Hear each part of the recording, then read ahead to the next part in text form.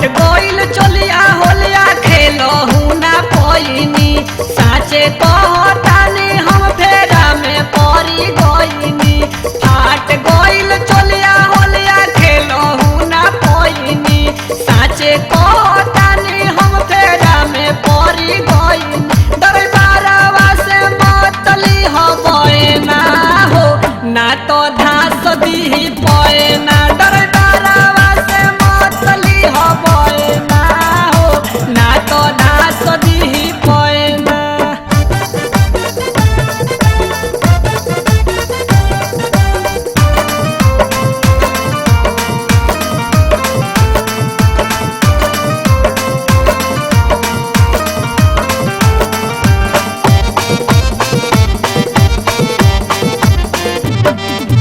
परसों के बात कही सरसों में बोलाइलस सरसों में बोलाइलस हो सरसों में बोलाइलस डाले खातिर रंग हाथ चोली में लगाइलस चोली में लगाइलस हो चोली में लगाइलस तोर गलती न साली मोर गलती तोर गलती न साली मोर गलती लहंगा में फसल हमार बोलटी बोल होई रे हाँ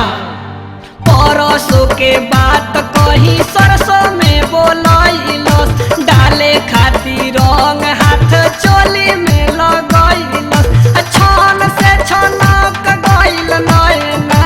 हो धके धास दी पएन दरबारवा से मतली हबे ना हो ना तो धास दी पएन दरबारवा से मतली हबे ना हो ना तो धास दी पएन।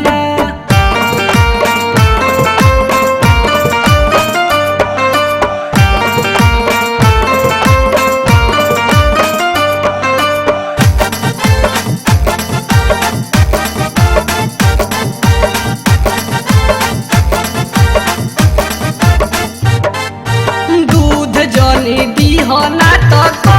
दीहे दही शादी है दाही हो शादी है दाही लगी है निकाले घिउ माठा मही मही माठा माही माही हो माठा माही माही जीजा जी के होली में बिगड़ल विचार जीजा जी के होली में बिगड़ल विचार आ ढोरी पर धकाऊ तो चट ले चार बोल होई रे हाँ दूध जनी दीह ना तो क दीहे दही लगी है निकाले घिउ माठा मही मही हो जाई जवानी तोहर चैना हो धके धास दीहे पएना दरबारवा से मतली हबे ना हो ना तो धास दी पएना दरबारवा से मतली हबे ना हो ना तो धास दी पएना।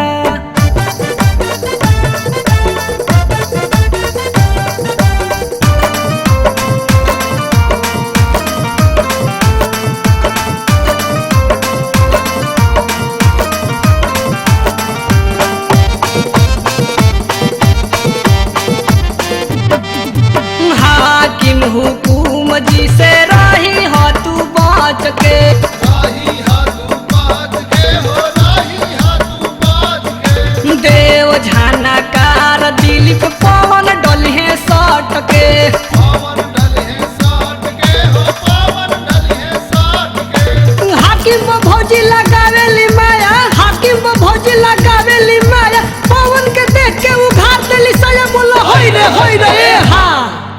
हाकिम हुकुम जी से रही हो तू बच के